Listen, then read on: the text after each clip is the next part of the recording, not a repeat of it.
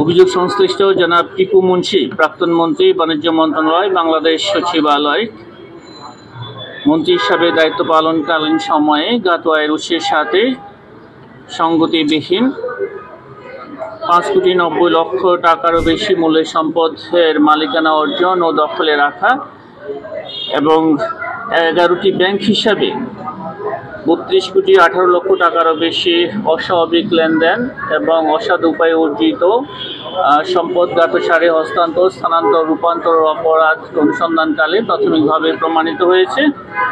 এই কারণে তার বিরুদ্ধে দুর্নীতি দমন কমিশন আইন 2004, দুর্নীতি প্রতিরোধ আইন 1947 এবং মানি লন্ডারিং প্রতিরোধ আইনের সংশ্লিষ্ট ধারায় একটি মামলা রুজু করা হয়েছে। অভিযোগ সংশ্লিষ্ট জনাব টিপু মুন্সির স্ত্রী জনাব আইরিন মালিকা মুন্সির নামে জ্ঞাত আয়ের উৎসের সাথে সঙ্গতিবিহীন 4,18,00,000 টাকারও বেশি মূল্যের সম্পদের মালিকানা অর্জন ও দখলে রাখার অপরাধ প্রাথমিকভাবে প্রমাণিত হওয়ায় তার বিরুদ্ধে দুর্নীতি দমন কমিশন আইন 2004-এর সংশ্লিষ্ট ধারায় আরও একটি মামলা রুজু করা হয়েছে। এছাড়া তার 2 মেয়ের বিরুদ্ধে আরও বিস্তারিত অনুসন্ধানেরও সিদ্ধান্ত গৃহীত হয়েছে।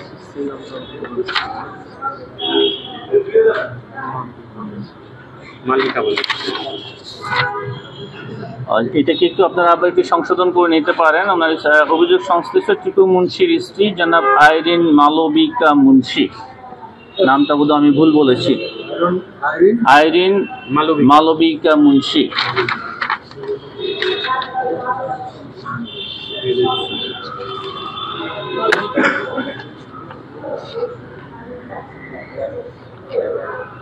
অভিযোগ সংশ্লিষ্ট জনাব মোহাম্মদ লাক মিয়া, চেয়ারম্যান ব্রাহ্মণদী ইউনিয়ন পরিষদ, 2,500 নারায়ণগঞ্জ।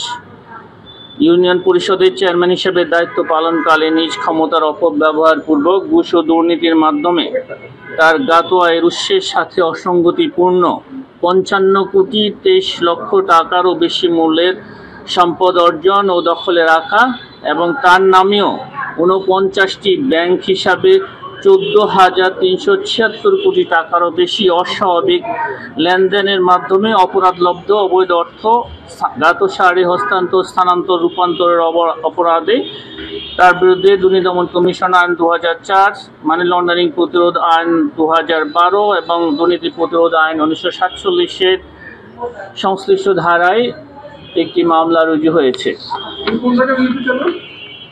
ব্রাহ্মণদী ইউনিয়ন পরিষদ, লাক মিয়া। 55,23,00,000 টাকারও বেশি। আমরা আপনাদেরকে এজাহারের পূর্ণ কপিটা দেব, আপনারা এখান থেকে আরো তথ্য নিতে পারবেন।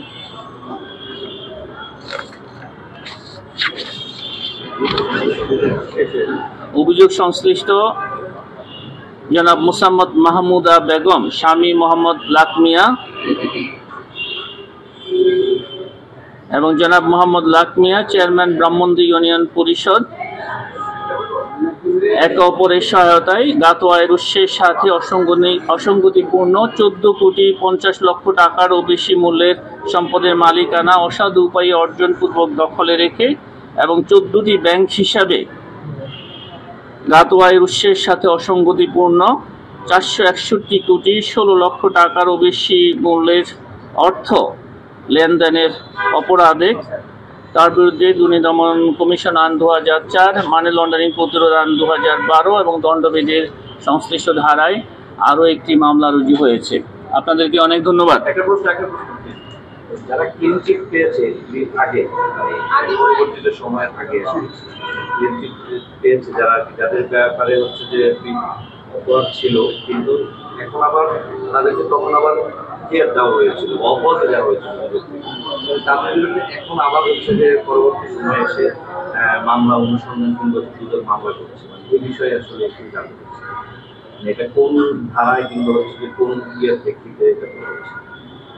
কোনো অভিযোগ সংশ্লিষ্ট ব্যক্তিকে আমি প্রথমে আপনাকে সুস্পষ্টভাবে বলতে চাই, বর্তমান কমিশনের সময়ে কোনো ব্যক্তিকে, অভিযোগ সংশ্লিষ্ট ব্যক্তি বা কোনো দুর্নীতিবাজকে কোনো অভিযোগ থেকে দায় মুক্তি বা আপনি যেটা বলছেন ক্লিন সার্টিফিকেট দেওয়া হয় না।